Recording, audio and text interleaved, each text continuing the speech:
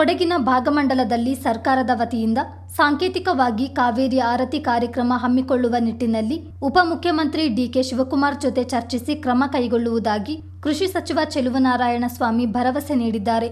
ಮಡಿಕೇರಿ ದಸರಾ ಜನೋತ್ಸವದ ಅಂಗವಾಗಿ ಗಾಂಧಿ ಮೈದಾನದಲ್ಲಿ 2 ದಿನಗಳ ಕಾಲ ನಡೆಯಲಿರುವ ಕಾಫಿ ದಸರಾ ಕಾರ್ಯಕ್ರಮಕ್ಕೆ ಚಾಲನೆ ನೀಡಿ ಮಾತನಾಡಿದ ಅವರು, ಕೊಡಗು ರಾಜ್ಯದಲ್ಲೇ ವಿಶೇಷವಾದ ಜಿಲ್ಲೆಯಾಗಿದ್ದು ಇಲ್ಲಿನವರ ಶಿಸ್ತಿನ ಜೀವನ ಎಲ್ಲರಿಗೂ ಮಾದರಿಯಾಗಿದೆ ಎಂದರು. ಕೊಡಗಿನ ಜೀವನದಿ ಕಾವೇರಿಯು ವಿವಿಧ ಜಿಲ್ಲೆ ಸೇರಿದಂತೆ ರಾಜಧಾನಿ ಬೆಂಗಳೂರಿಗೂ ನೀರುಣಿಸುತ್ತದೆ. ಆದ್ದರಿಂದ ಭಾಗಮಂಡಲದಲ್ಲಿ ಕಾವೇರಿಗೆ ಆರತಿ ನೆರವೇರಿಸುವ ನಿಟ್ಟಿನಲ್ಲಿ ಅಗತ್ಯ ಕ್ರಮ ಕೈಗೊಳ್ಳಲಾಗುವುದು ಎಂದರು. ಕಾಫಿ ಬೆಳೆಗಾರರಿಗೆ ಅನುಕೂಲ ಮಾಡಿಕೊಡುವ ನಿಟ್ಟಿನಲ್ಲಿ ಕೊಡಗಿನಲ್ಲಿ 250 ಕೃಷಿ ಹೊಂಡ ನಿರ್ಮಾಣ ಮಾಡುವ ಚಿಂತನೆ ಇದೆ ಎಂದರು. ಕಾಫಿ ಬೆಳೆಗಾರರ ಸಮಸ್ಯೆ ಪರಿಹಾರಕ್ಕೂ ಪ್ರಯತ್ನಿಸಲಾಗುವುದು ಎಂದಿರುವ ಸಚಿವ ಚೆಲುವನಾರಾಯಣ ಸ್ವಾಮಿ, ಮಡಿಕೇರಿ ದಸರಾವನ್ನು ಇನ್ನಷ್ಟು ಆಕರ್ಷಣೀಯಗೊಳಿಸುವ ನಿಟ್ಟಿನಲ್ಲಿ ಅಗತ್ಯ ಸಹಕಾರ ನೀಡುವುದಾಗಿ ತಿಳಿಸಿದರು. ಇವತ್ತಿನ ಸರ್ಕಾರಗಳು ಸಹ ಒಂದು ರೀತಿ ಸಿದ್ದರಾಮಯ್ಯ ಡಿಕೆ ಶಿವಕುಮಾರ್ ಬಹಳ ವಿಜೃಂಭಣೆಯಿಂದ ದಸರಾ ನಡೆಸ್ತಾ ಇದೆ. ಸೊ ಅದೇ ರೀತಿ ಇಲ್ಲಿಯೂ ಸಹ ಒಂದು ಕೊಡಗಿನ ದಸರಾ ಪರಂಪರೆ ಬೆಳೆದು ಬಂದಿದೆ. ಸೊ ಅದನ್ನು ಈ ವರ್ಷ ಸ್ವಲ್ಪ ಹೆಚ್ಚಿನ ವಿಜೃಂಭಣೆಯಿಂದ ಮಾಡಬೇಕು ಅನ್ನೋ ಆಸಕ್ತಿಯಿಂದ ಮಂತ್ರಿಗೌಡ ಪ್ರಯತ್ನ ಮಾಡಿದ್ದಾರೆ. ಈ ಮುಂದಿನ ವರ್ಷ ಇನ್ನೂ ಅವರ ಈ ಅನುಭವದ ಮತ್ತು ನಿಮ್ಮೆಲ್ಲರ ಸಹಕಾರ ಜೊತೆಗೆ ಇನ್ನೂ ಹೆಚ್ಚಿನ ಒಂದು ಆಕರ್ಷಣೀಯವಾದಂಥ ದಸರಾವನ್ನು ಮಾಡಲಿಕ್ಕೆ ಪ್ರಯತ್ನ ಮಾಡೋದು ಒಳ್ಳೆಯದು ಅಂತೇಳಿ ನನ್ನ ಅಭಿಪ್ರಾಯ. ನಮ್ಮ ಸಹಕಾರನೂ ಸಪೋರ್ಟು ಇರುತ್ತೆ ಅನ್ನೋದನ್ನು ಸಹ ಮಂತ್ರಿಗಳಿಗೆ ಮುನ್ನಣ್ಣವ್ರಿಗೆ ಹೇಳಲಿಕ್ಕೆ ಇಚ್ಛೆಪಡ್ತೀನಿ. ಮತ್ತು ಕೃಷಿ ಮತ್ತು ಕಾಫಿ ವಿಚಾರದಲ್ಲಿ ನಮ್ಮ ಇಲಾಖೆಗೆ ಅದು ಬರಲ್ಲ, ಆದ್ರೂ ಸಹ ಒಂದು ಸಣ್ಣ ಏನು ಡಿಸೀಸ್ ಬಂದು ಭಾಳಷ್ಟು ಪ್ರಾಬ್ಲಮ್ ಆಗುತ್ತೆ ಅಂತ ಹಾರ್ಟಿಕಲ್ಚರ್ ಬಗ್ಗೆ ಸಂಪರ್ಕದಲ್ಲಿದ್ದಾರೆ. ಇಬ್ಬರೂ ಭಾಳಷ್ಟು ಪ್ರಯತ್ನ ಮಾಡ್ತಾ ಇದ್ದಾರೆ. ನಾನು ಸಹ 2-3 ಬಾರಿ ಹಾರ್ಟಿಕಲ್ಚರ್ ಅಧಿಕಾರಿಗಳಿಗೆ ಮಾತನಾಡಿದ್ದೀನಿ. ಈ ಭಾಗದಲ್ಲಿ ಯಾವುದೇ ತೊಂದರೆ ಆಗಲಿಕ್ಕೆ ಕಾಫಿ ಪ್ಲ್ಯಾಂಟ್ರಿಗೆ ನೀವೆಲ್ಲರೂ ಇನ್ವೆಸ್ಟಿಗೇಷನ್ ಮಾಡಿ ಸಂಶೋಧನೆ ಮಾಡೋದ್ರ ಮೂಲಕ ಅದಕ್ಕೆ ಏನಾದರೂ ಒಂದು ಟ್ರೀಟ್ಮೆಂಟ್ ಕೊಟ್ಟು ಸರಿ ಮಾಡಬೇಕು ಅಂತೇಳಿ, ಮತ್ತು ಅದು ಬಿಟ್ಟು ಕೃಷಿ ಇಲಾಖೆಯಲ್ಲಿ ನಾವೇನು ಮಾಡಲಿಕ್ಕೆ ಸಾಧ್ಯ ಅನ್ನೋದ್ರ ಬಗ್ಗೆ ನಮ್ಮ ಜಂಟಿ ನಿರ್ದೇಶಕರಿಗೆ ಹೇಳಿ ವಿಶೇಷವಾದ ಇದು, ಏಕೆಂದರೆ ಸಂಪೂರ್ಣ ಇದು ಹಾರ್ಟಿಕಲ್ಚರ್ ಡಿಪಾರ್ಟ್ಮೆಂಟ್ಗೆ 80% ಬರುತ್ತೆ. ಒಂದು 25-30% ಅಷ್ಟೇ ಒಂದಷ್ಟು ಒಂದು ಕೃಷಿ ಬೆಳೀತಕ್ಕಂಥದ್ದು. ಅದರಲ್ಲಿ ಪ್ಯಾಡಿ ಒಂದು ಸ್ವಲ್ಪ ಹೆಚ್ಚಿದೆ. ಅದು ಬಿಟ್ಟು ಬೇರೆ ಏನಿಲ್ಲ. ನಮಗೆ ವಿಶೇಷವಾಗಿ ನಿಮ್ಮ ಮೇಲೆ ಅಭಿಮಾನ, ನಿಮ್ಮನ್ನು ನೋಡಿ ಅಭಿಮಾನ ಬರೋದ್ರ ಜೊತೆಗೆ ಕಾವೇರಿ ಇಲ್ಲಿ ಮೂಲ ಭಾಗಮಂಡಲದಲ್ಲಿ ನಮಗೆಲ್ಲ ನೀರು ಕೊಟ್ಟರು ನೀವು. ಬರೀ ಮಂಡ್ಯ ಜಿಲ್ಲೆ ರೈತರಿಗೆಲ್ಲ ಬೆಂಗಳೂರವರೆಗೂ ಒಂದು 10 ಜಿಲ್ಲೆಯಲ್ಲಿ ಕುಡಿಯೋಕ್ಕೆ ನೀರು ನಿಮ್ಮಿಂದ ಮಾಡ್ತಾ ಇದೆ. ಆರೋಗ್ಯ ಮತ್ತು ಕುಟುಂಬ ಕಲ್ಯಾಣ ಇಲಾಖೆ ಸಚಿವ ದಿನೇಶ್ ಗುಂಡೂರಾವ್ ಮಾತನಾಡಿ, ಕಾಫಿಯ ಸ್ಥಳೀಯ ಬ್ರ್ಯಾಂಡ್ಗಳನ್ನು ಸ್ಥಾಪಿಸಿ ಹೆಚ್ಚು ಪ್ರಚಾರ ಮಾಡಬೇಕು. ಕಾಫಿ ದಸರಾ ಮುಖಾಂತರ ಕಾಫಿಯ ಅನುಕೂಲಗಳ ಬಗ್ಗೆ ಪ್ರವಾಸಿಗರಿಗೆ ತಿಳಿಸಿಕೊಡಬೇಕು ಎಂದರು. ವಿಭಿನ್ನವಾದ ಸಾಂಸ್ಕೃತಿಕ ಹಿನ್ನೆಲೆ ಇರುವ ಜಿಲ್ಲೆ ಕೊಡಗು. ಸ್ಥಳೀಯ ಶಾಸಕದ್ವಯರಿಗೆ ಆಧುನಿಕ ಜಗತ್ತಿನ ಸಂಪೂರ್ಣ ಅರಿವಿದೆ. ಇಲ್ಲಿನ ಮೂಲ ಸಂಸ್ಕೃತಿಯ ಬಗ್ಗೆ ಗೊತ್ತಿದೆ. ಅವರಿಗೆ ಆಸಕ್ತಿ ಇದ್ದು ಜಿಲ್ಲೆಯ ಸರ್ವಾಂಗೀಣ ಬೆಳವಣಿಗೆಗೆ ಶ್ರಮಿಸಲಿದ್ದಾರೆ ಎಂದು ಹೇಳಿದ ದಿನೇಶ್ ಗುಂಡೂರಾವ್, ಮುಂದಿನ ಬಜೆಟ್ನಲ್ಲಿ ಕೊಡಗಿನ ಆರೋಗ್ಯ ಕ್ಷೇತ್ರಕ್ಕೆ ಉತ್ತಮ ಪ್ಯಾಕೇಜ್ ಘೋಷಿಸುವುದಾಗಿ ಭರವಸೆ ನೀಡಿದರು. ಅವರು ಮುಂದಿನ ದಿವಸಗಳಲ್ಲಿ ನಾನು ಅದರ ಏನೇ ಸಮಸ್ಯೆಗಳಿದ್ರೆ ಅದಕ್ಕೆ ನನ್ನ ಕಡೆಯಿಂದ ಖಂಡಿತವಾಗಿಯೂ ನಿನಗೆ ಪರವಾಗಿ ನಿಂತೀನಿ ಅಂತ ಹೇಳ್ತಕ್ಕಂಥ ಮಾತನಾಡಿದ್ದಾರೆ. ಅದಕ್ಕೆ ಅವರಿಗೆ ವಿಶೇಷವಾದಂಥ ಅಭಿವೃದ್ಧಿಗಳನ್ನು ನಾನು ಚಂದ್ರಶೇಖರ್ಗೆ ಸಲ್ಲಿಸ್ತಾ ಇದ್ದೀನಿ. ಕೊಡಗು ನಮ್ಮ ಕರ್ನಾಟಕ ನಾಡಿನ ಒಂದು ಹೆಮ್ಮೆಯ ಜಿಲ್ಲೆ ಮತ್ತು ಅತ್ಯಂತ ವೈಶಿಷ್ಟ್ಯಮಯವಾದಂಥ ಜಿಲ್ಲೆ ಇದು ಕೊಡಗಾಗಿದೆ. ಇದಕ್ಕೆ ಪ್ರತ್ಯೇಕವಾದಂಥ ಒಂದು ಸಾಂಸ್ಕೃತಿಕ ಹಿನ್ನೆಲೆ ಇದೆ, ಭಾಷೆ ಇದೆ ಮತ್ತು ಇಲ್ಲಿಯ ಜನರ ಒಂದು ವೈಶಿಷ್ಟ್ಯವಾದಂಥ ರೀತಿಯಲ್ಲಿ ತಮ್ಮ ಬದುಕನ್ನು ನಡೆಸ್ತಕ್ಕಂಥ ಶೈಲಿ ಕೂಡ ಇದೆ. ಒಂದು ವಿಭಿನ್ನವಾದಂಥ ಜೀವನ ಶೈಲಿ ಕೂಡ ಇರುವಂಥ ಜಿಲ್ಲೆ ನಮ್ಮ ಕೊಡಗು ಜಿಲ್ಲೆ ಅಂತ ಹೇಳೋದಕ್ಕೆ ನನಗೆ ಬಹಳ ಹೆಮ್ಮೆ ಆಗ್ತದೆ. ಇದು ಇಡೀ ದೇಶದಲ್ಲೇ ಕೊಡಗಿಗೆ ಒಂದು ಹೆಸರಿದೆ ಮತ್ತು ಹಲವಾರು ಜನ ರಾಜ್ಯದಿಂದ, ರಾಷ್ಟ್ರದಿಂದ ಮತ್ತು ಪ್ರಪಂಚದಿಂದ ಬೇರೆ ಕಡೆಯಿಂದಲೂ ಕೂಡ ಕೊಡಗಿಗೆ ಬರುವಂಥ ಒಂದು ಪ್ರದೇಶ ಇದೆ. ಯಾಕೆಂದರೆ ಇಲ್ಲಿ ಆ ರೀತಿಯಾದಂಥ ಒಂದು ಆಕರ್ಷಣೀಯವಾದಂಥ ಒಂದು ಜಾಗ ಇದೆ, ಸ್ಥಳ ಇದೆ. ಇಲ್ಲಿಯ ಪರಿಸರ, ಇಲ್ಲಿಯ ಜನ, ಇಲ್ಲಿಯ ಒಂದು ಯಾವ ರೀತಿಯಾಗಿ ಜೀವನ ನಡೆಸ್ತಾರೆ, ಇದೆಲ್ಲವನ್ನು ಕೂಡ ಇದೊಂದು ಕಾಂಬಿನೇಷನ್ ಇದೆ. ಆ ಕಾಂಬಿನೇಷನ್ ಎಲ್ಲ ಇರೋದ್ರಿಂದನೇ ಈ ಒಂದು ಜಿಲ್ಲೆಗೆ ಇದಕ್ಕೆ ಸಿಕ್ಕಿರುವಂಥ ಒಂದು ವಿಶೇಷತೆ. ಇವತ್ತು ಆಧುನಿಕ ಜಗತ್ತಿನಲ್ಲಿ ಬದಲಾವಣೆ ಆಗ್ತಾ ಇರ್ತದೆ. ಆ ಬದಲಾವಣೆಯನ್ನು ಹೊಂದ್ಕೊಂಡು ಹೋಗುವಂಥದ್ದು ಕೂಡ ಮುಖ್ಯನೇ. ಅದರಿಂದ ನಾವು ಯಾರು ಆಚೆ ಇರೋಕ್ಕೆ ಆಗೋದಿಲ್ಲ.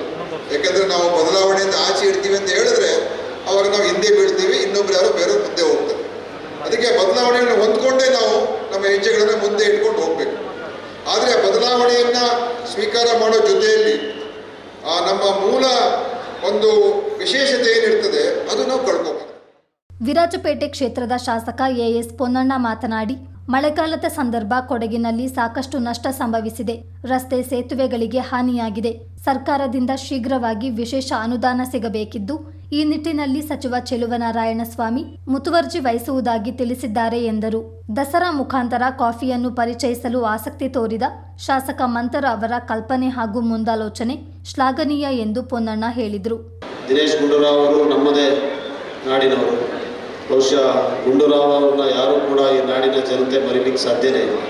ಅಂಥ ಒಂದು ವಿಶಿಷ್ಟವಾದಂಥ ವ್ಯಕ್ತಿತ್ವ, ಕೊಡಗಿನ ಇಡೀ ದೇಶಕ್ಕೆ ಪರಿಚಯ ಮಾಡುವಂಥ ಒಂದು ರಾಜಕೀಯ ವ್ಯಕ್ತಿ ಇದ್ದಾರೆ, ಅದು ಗುಂಡೂರಾವ್ ಅವರ ಸುಪುತ್ರರು. ತಮಗೆ ನಾನು ಇಷ್ಟೇ ಮನವಿಯನ್ನು ಮಾಡ್ತೀನಿ ಸರ್, ತಮಗೆಲ್ಲ ಇಲ್ಲಿಯ ಸಮಸ್ಯೆ ಬಗ್ಗೆ ತಿಳುವಳಿಕೆ ಇದೆ, ಅರಿವಿಕೆ ಇದೆ.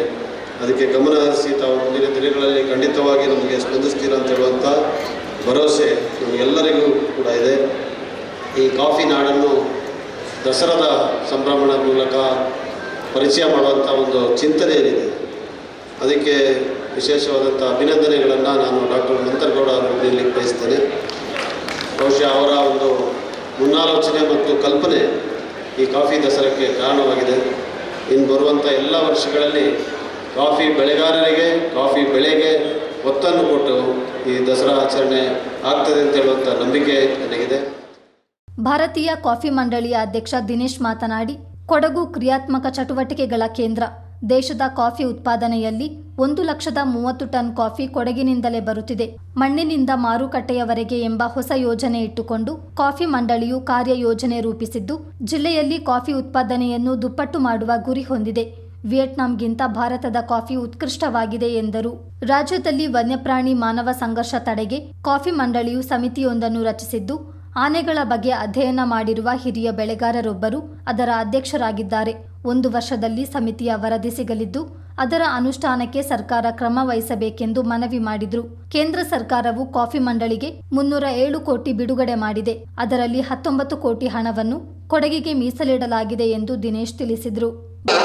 ಬಹುಶಃ ಧರ್ಮರಾಜ್ ಇಲ್ಲೇ ಇದ್ದಾರೆ, ಬಹಳ ಅತ್ಯುತ್ತಮ ಕಾಫಿ ಬೆಳೆಗಾರರು ಸಾಕಲೇಶ್ಪುರದಲ್ಲಿ. ಅವರ ಇಳುವರಿಯನ್ನು, ಈ ವರ್ಷದ ಇಳುವರಿಯನ್ನು ಕೇಳಿದರೆ ನೀವು ವಿಯೆಟ್ನಾಂಗೂ ಹೋಗೋದು ಬೇಡ, ಎಲ್ಲಿಗೂ ಹೋಗೋದು ಬೇಡ.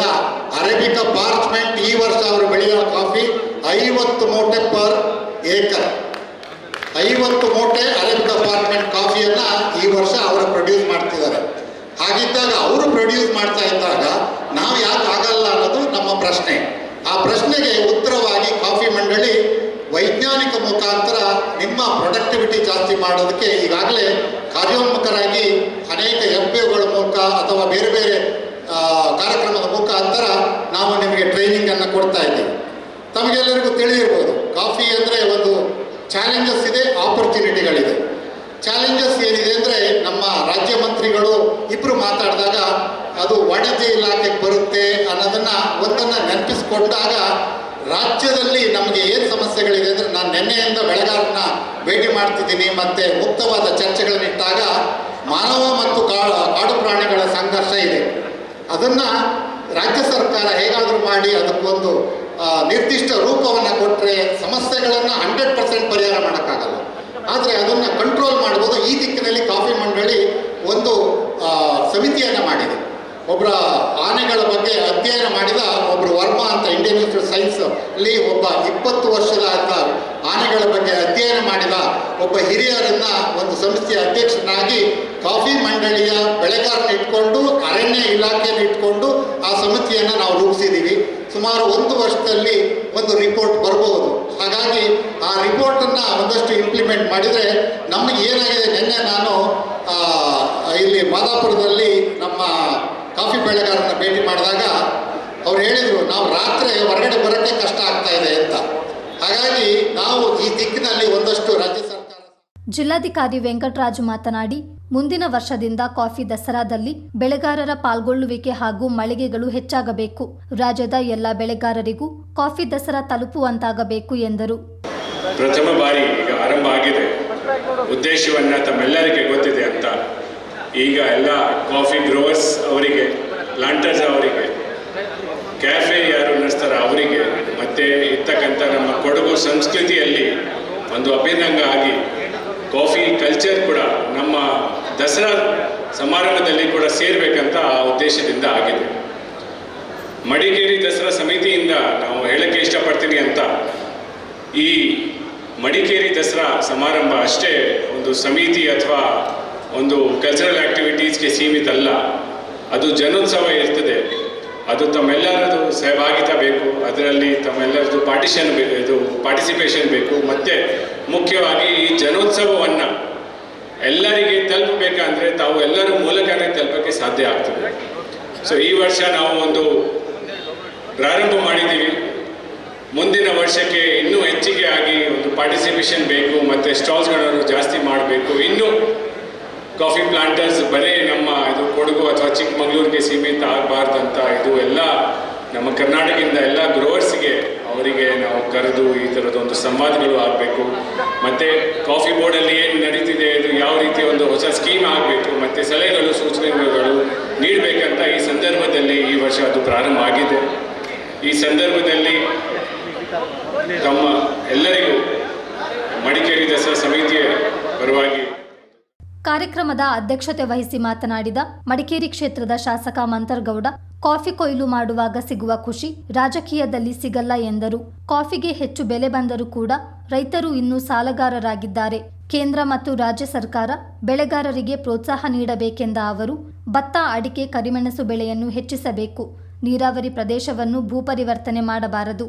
ಕಾಫಿ ದಸರಾ ನಿರಂತರವಾಗಿರಲಿ ಎಂದು ಹೇಳಿದರು. ಆ ಹಳ್ಳಿ ನೋಡಿದಂಥ ಸಂದರ್ಭ ನಿಜವಾಗ್ಲೂ ದಟ್ ಸೆನ್ಸ್ ಆಫ್ ಸ್ಯಾಟಿಸ್ಫ್ಯಾಕ್ಷನ್ ಇನ್ ಯಾವ ಪ್ರೊಫೆಷನಲ್ಲೂ ಸಿಕ್ಕಲ್ಲ. ನಮ್ಮ ರೈತರದ್ದೇನು ಹುಚ್ಚು ಅಂತಂದರೆ, ರೇಟ್ ಜಾಸ್ತಿ ಇರಲಿ ಕಡಿಮೆ ಇರಲಿ, ಯಾವ ರೀತಿಯಲ್ಲಾದ್ರೂ ಕಷ್ಟ ಆಗಿರಲಿ, ನಮ್ಮ ರೈತರು ಕಾಫಿ ಬೆಳೆಗಾರರು ಶತಗತ ಪ್ರಯತ್ನ ಮಾಡಿ ನಮ್ಮ ಶಕ್ತಿ ಮೀರಿ ಅದು ಪ್ರೋತ್ಸಾಹ ಕೊಡ್ಕೊಂಡು ಬರ್ತಾ ಇದ್ದಾರೆ. ಹೌದು, 4-5 ವರ್ಷ ನಮ್ಮ ದಿನೇಶನ ಹೇಳಿದಂಗೆ ಕಾಫಿ ರೇಟ್ ಚೆನ್ನಾಗಿದೆ. ಕಾಫಿ ರೇಟ್ ಚೆನ್ನಾಗಿದ್ರು ನಮ್ಮ ರೈತರುಗಳು ಅಷ್ಟೇ ಸಾಲದಲ್ಲವ್ರೆ. ನಮ್ಮ ಬೆಂಗಳೂರು ಸ್ನೇಹಿತರುಗಳು ಬೇರೆ ಬೇರೆ ಕಡೆಯಲ್ಲಿ ಕಾಫಿ ರೈತರು ಅಂದರೆ ಸಾಹುಕಾರ ಅಂತ ಒಂದು ಮಿಸ್ಕನ್ಸೆಪ್ಷನ್ ಇದೆ. ಆ ಮಿಸ್ಕನ್ಸೆಪ್ಷನ್ ಯಾಕೆ ಅಂತಂದರೆ, ನಮ್ಮ ಸಾಲ ಇನ್ನು ಯಾರು ರೈತರುಗಳು ಇಲ್ಲ ಅಂತ ನನ್ನ ಅಭಿಪ್ರಾಯ. ಅದಕ್ಕೋಸ್ಕರ ಸರ್ಕಾರಗಳು, ಕೇಂದ್ರ ಸರ್ಕಾರ ಇರ್ಬೋದು, ರಾಜ್ಯ ಸರ್ಕಾರ ಇರ್ಬೋದು, ಒಂದು ರೀತಿಯಲ್ಲಿ ಪ್ರೋತ್ಸಾಹ ಕೊಡಬೇಕು. ಅದೇ ರೀತಿಯಲ್ಲಿ ನಮ್ಮ ಕೃಷಿ ಸಚಿವರದ್ದು ಏನು ನಾವು ಯಾಕೆ ಬೇಡ್ಕೊಂಡು ಅಂತಂದರೆ, ನಮ್ಮಲ್ಲಿ ಕಾಫಿ ಮೇಲೆ ಅಷ್ಟೊಂದು ಸ್ಟ್ರೆಸ್ ಇದೆ. Depending on weather, depending on plants, ಹಲವಾರು ಫ್ಯಾಕ್ಟರ್ಸ್ನ ನಮ್ಮ ಕಂಟ್ರೋಲಲ್ಲಿಲ್ಲ. ಅದಕ್ಕೋಸ್ಕರ ನಮ್ಮ ಕೃಷಿ ಇಲಾಖೆಯಲ್ಲಿ ಅವರ ನೇತೃತ್ವದಲ್ಲಿ ಬೇರೆ ಡೈವರ್ಸಿಫಿಕೇಶನ್ ಮಾಡಲಿಕ್ಕೆ ನೀವು ಅವಕಾಶ ಕೊಡಬೇಕು. ನೀವು ಹೇಳಿದಂಗೆ ಪ್ಯಾಡಿನ ಹೆಚ್ಚಿನ ಸಂಖ್ಯೆಯಲ್ಲಿ, ಭತ್ತ ಬೆಳೆಯೋದ್ರಿಂದ ಹೆಚ್ಚಿನ ಸಂಖ್ಯೆಯಲ್ಲಿ ಮಾಡಬೇಕು. ಅದಕ್ಕೆ ನಾನು ಸಚಿವರು ಸಾಹೇಬರಿಗೆ ಹೇಳಿದೆ, ವೆಟ್ಲ್ಯಾಂಡಿಗೆ ನೀವು ಡಿನೋಟಿಫಿಕೇಶನ್ ಆಮೇಲೆ ಕನ್ವರ್ಷನ್ ಮಾಡಲಿಕ್ಕೆ ಅವಕಾಶ ಮಾಡಬೇಡಿ. ಅದೇ ರೀತಿಯಲ್ಲಿ ಅಡಿಕೆನ ಜಾಸ್ತಿ ಬೆಳೆಯೋಕ್ಕೆ ಶುರು ಮಾಡಿದ್ರೆ ಅದನ್ನೂ ಒಂದು ರೀತಿಯಲ್ಲಿ ನಮ್ಮ ಪ್ಯಾಡಿ ಕಲ್ಚರ್ಗೆ, ಅದೇ ರೀತಿಯಲ್ಲಿ ಪೆಪ್ಪರ್ ಇರ್ಬೋದು, ಕಾರ್ಡಮಮ್ ಇರ್ಬೋದು, ಬೀ ಕೀಪಿಂಗ್ ಇರ್ಬೋದು, ಹಲವಾರು ಸ್ಟಾಲ್ಸ್ಗಳು ಬಂದಿದ್ದಾರೆ. ನಮ್ಮ ಸ್ಟಾಲ್ ಮಾಲೀಕರಿಗೆ ಎಲ್ಲರಿಗೂ ಅಭಿನಂದನೆ ತಿಳಿಸ್ತಾ, ನಾನು ಇನ್ನೊಂದು ಕೊನೆಯದಾಗಿ ಹೇಳಕ್ಕೆ ಇಷ್ಟಪಡ್ತೀನಿ. ನಾಳೆ ನಾನು ಇರ್ತೀವೋ ಇಲ್ವೋ, ಕಾಫಿ ದಸರಾ ಮಾತ್ರ ನಿರಂತರವಾಗಿ ನಡಿಬೇಕು ನಮ್ಮ ಜಿಲ್ಲೆಯಲ್ಲಿ ಅಂತ ಹೇಳ್ತಾ, ಬೇರೆ ವಿಚಾರದಲ್ಲಿ ಎಲ್ಲರೂ ಮಾತಾಡೋರೆ. ಮಡಿಕೇರಿ ದಸರಾದಲ್ಲಿ ಈ ವರ್ಷದಿಂದ ಕಾಫಿ ದಸರಾ ಎಂಬ ವಿನೂತನ ಕಾರ್ಯಕ್ರಮವನ್ನು ಜಾರಿಗೊಳಿಸಲಾಗಿದ್ದು, ಕಾಫಿ ಮತ್ತು ಇತರೆ ಕೃಷಿಗೆ ಸಂಬಂಧಿಸಿದಂತೆ ಅನೇಕ ಮಾಹಿತಿ ಕೃಷಿಕರಿಗೆ ದೊರಕಲಿದೆ. ಸಚಿವರಾದ ಚೆಲುವನಾರಾಯಣ ಸ್ವಾಮಿ, ದಿನೇಶ್ ಗುಂಡೂರಾವ್, ಜಿಲ್ಲೆಯ ಶಾಸಕರು, ಜಿಲ್ಲಾಧಿಕಾರಿಗಳು ಎಲ್ಲ ಮಳಿಗೆಗಳನ್ನು ವೀಕ್ಷಿಸಿ ಕೊಡಗಿನ ಸ್ಪೆಷಲ್ ಕಾಫಿಯ ರುಚಿ ಸವಿದರು. ಗಾಂಧಿ ಮೈದಾನದಲ್ಲಿ 32 ಮಳಿಗೆಗಳು ಭರ್ತಿಯಾಗಿದ್ದು, ಕಾಫಿ, ಹೈನುಗಾರಿಕೆ, ಬಿದಿರು, ತೋಟಗಾರಿಕಾ ಬೆಳೆಗಳು, ಯಂತ್ರೋಪಕರಣಗಳಿಗೆ ಸಂಬಂಧಿಸಿದಂತೆ ಸಮಗ್ರ ಮಾಹಿತಿ ಸಿಗಲಿದೆ. ನಂದಿನಿ ಸೇರಿದಂತೆ ವಿವಿಧ ಮಳಿಗೆಗಳಿದ್ದು, ಇಂದು ಮತ್ತು ನಾಳೆ ಬೆಳಗ್ಗೆ 10 ಗಂಟೆಯಿಂದ ಸಂಜೆ 5 ಗಂಟೆಯವರೆಗೆ ತೆರೆದಿರುತ್ತದೆ.